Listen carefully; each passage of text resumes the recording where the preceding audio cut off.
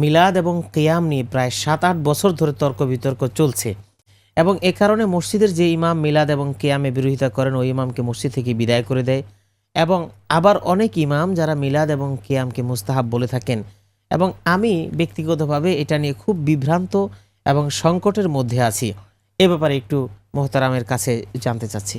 দুর্ভাগ্য হলো যে মিলাদ কিয়াম মুস্তাহাব বলার পরে আবার সেই কারণে ইমাম সাহেবের তাড়িয়ে দেওয়া হচ্ছে, মিলাদ কিয়াম নিয়ে ঝগড়া হচ্ছে। যে পরিস্থিতি এখানে যদি হযরত আবু বকর, ওমর, ওসমান, আলী, হাসান, হুসেন, ফাতেমা, স্বয়ং আবু হানিফা হয়েছে ইমামতি করতেন, তার ইমামতি থাকতো না, কারণ তারা মিলাদ কিয়াম করতেন না।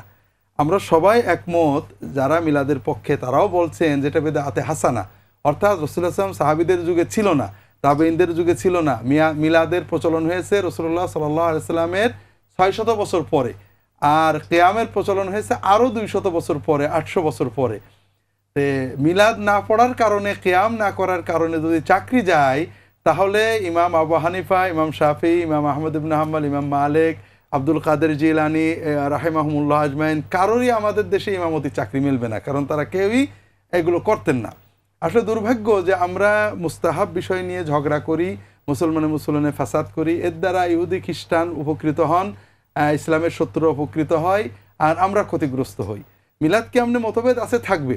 আমরা ইসলামের মূলটা ধরি, নামাজ, রোজা, হজ, যাকাত, হালাল হারাম, আল্লাহর হক, বান্দার হক, এগুলো যারা পালন করেন তারা ভালো।